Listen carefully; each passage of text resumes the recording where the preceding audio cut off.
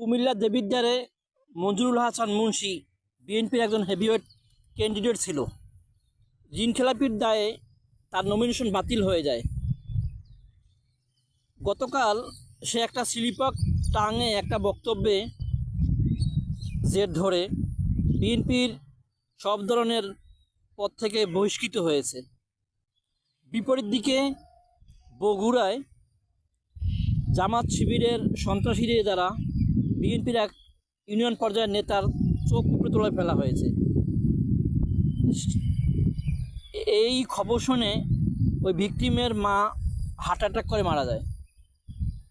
এখন চিন্তার বিষয় হলো এটা, বা দেখার বিষয়, বিবেচ্যর বিষয় হলো এটা যে এদিকে মঞ্জুরুল হাসান মুন্সি সাহেব অনেক বড় একজন জাতীয় নেতা, যিনি শহীদ প্রেসিডেন্ট জিয়াউর রহমানের সাথে রাজনীতি করেছেন, বেগম খালেদার সাথে রাজনীতি করেছেন, এবারও সে ক্যান্ডিডেট ছিল।